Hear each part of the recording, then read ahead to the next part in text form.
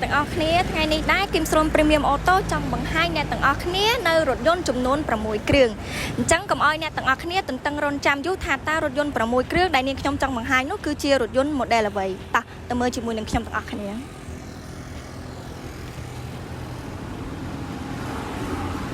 ចាអ្នកទាំងអស់គ្នាសម្រាប់រថយន្តមួយគ្រឿងនេះដែរគឺជារថយន្ត Lexus 570 KURO ស៊េរីឆ្នាំ2020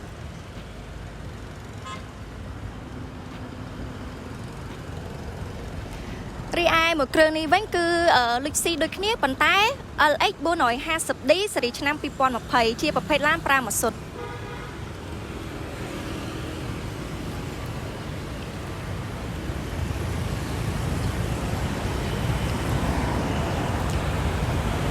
ចាសម្រាប់មួយគ្រឿងនេះវិញគឺ Lexus 570 SUPERSPORT ស៊េរីឆ្នាំ2020ដូចគ្នា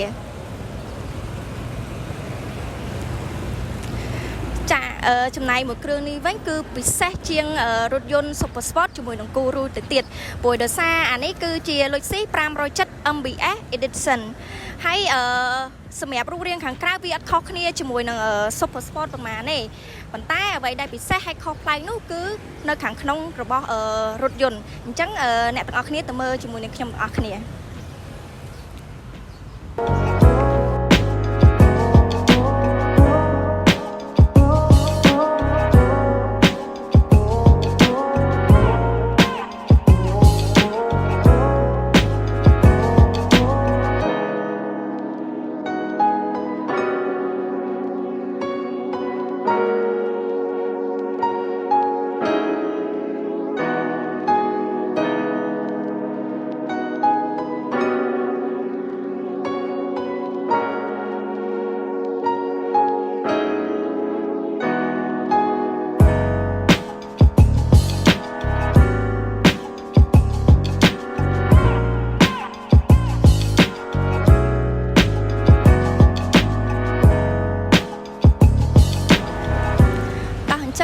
យើងមកមើលនៅរូបរាងខាងក្រោយរបស់រថយន្តទាំង6គ្រឿងដែលនាងខ្ញុំបានបង្ហាញអំបញ្ញមិញ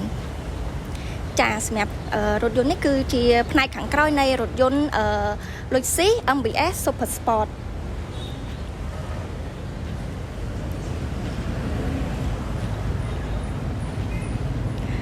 ចាសម្រាប់មួយគ្រឿងនេះវិញគឺរូបរាងខាងក្រោយនៃរថយន្ត Lexus SUPERSPORT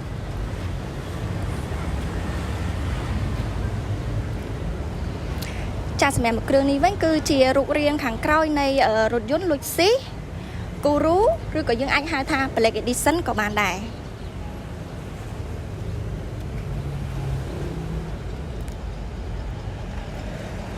ដូចគ្នា